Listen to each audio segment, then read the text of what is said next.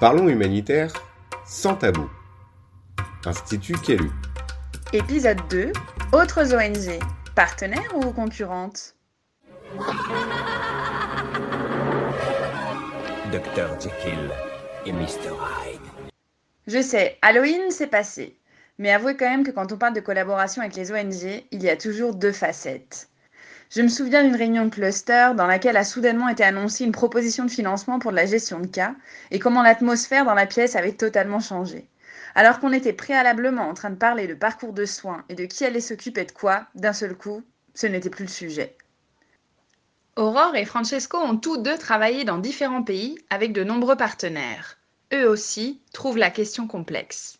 J'ai envie de dire que ça dépend vraiment des situations. Les ONG, au final, c'est des acteurs qui répondent à une certaine loi du marché, même si c'est presque un gros mot, mais le fait de démarger à des financements publics, des fonds européens par exemple, font que certaines ONG se retrouvent sur le même budget et du coup il faut prouver pourquoi on est le meilleur. Je pense que du coup, ça peut créer un climat de compétition, de concurrence qui n'est pas forcément sain et qui n'est pas forcément en ligne avec les valeurs, non? Même de l'intervention humanitaire. Le problème, c'est que cette concurrence face au financement peut amener les ONG à travailler en silo et à ne pas partager des informations qui pourraient permettre un plus grand impact global de notre intervention.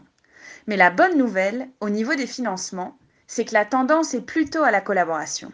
On peut tisser des alliances, créer des liens avec les autres ONG pour, par exemple, présenter des projets ensemble aux bailleurs de fonds, à ce qu'on appelle des consortia. Et dans ce cas, je pense que si on le fait avec un esprit où on comprend quelle est la valeur ajoutée de chaque ONG, selon l'expertise thématique par exemple, ou selon la couverture géographique des zones d'intervention, les autres ONG peuvent devenir des alliés très très importants. La concurrence peut aussi se jouer à un niveau où on ne l'attendrait pas forcément, celui des ressources humaines disponibles. Quand une ONG va venir s'implanter sur un territoire et va commencer à recruter en masse des personnes, si justement c'est une situation de crise et qu'un nombre d'ONG viennent s'implanter ou se développent sur un territoire, elles vont toutes être en recherche des mêmes compétences, par exemple. Mais heureusement, il n'est pas seulement question d'argent, ni seulement question de compétition. Et dans de nombreux cas, c'est l'union qui va faire la force. On peut effectivement créer des alliances pour avoir une voix plus forte dans les espaces de coordination, dans les espaces de plaidoyer et dans les espaces d'influence, en tout cas, de la prise de décision politique ou de la prise de décision par rapport même à l'allocation des financements. Donc, même on voit que si on fait ça et on fait ça correctement, des ONG qui avant pouvaient être perçues comme des ennemis quasi, non? Même si ça montre très fort, peuvent effectivement devenir un partenaire important, stratégique. Plaidoyer donc, mais également renforcement des capacités d'ONG partenaires. Il y a aussi les questions de partenariat, donc opérationnel avec les ONG locales.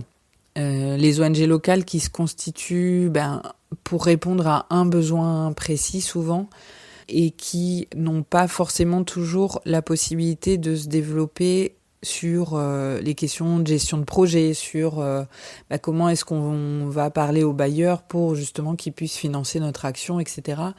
Et du coup, il peut y avoir des partenariats qui se créent autour de ça, où l'ONG internationale vient appuyer la structure locale, justement sur des questions de gestion de projet, mais ça peut être aussi sur des sujets de recrutement, des sujets plutôt cadrants et qui vont permettre à l'ONG locale aussi de développer son action sur un secteur précis.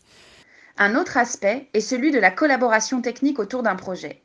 Francesco va nous en donner un exemple très concret. En Mauritanie, on avait fait tout un travail de mise en place d'un système de coordination avec les ONG partenaires qui intervenaient dans la même communauté que nous, en fait, pour justement référer des cas de personnes qui avaient besoin d'une prise en charge suite à des situations de traite et d'exploitation.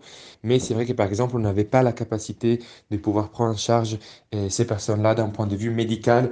Et on avait élaboré un protocole avec une ONG qui avait une expertise médicale là-dessus et qui pouvait justement s'occuper de la prise en charge médicale et de suivre justement les soins dont la personne avait besoin. Mais finalement, au moment de développer les relations avec les autres partenaires, un paramètre va entrer en jeu et celui-là, il n'est pas vraiment facile à contrôler.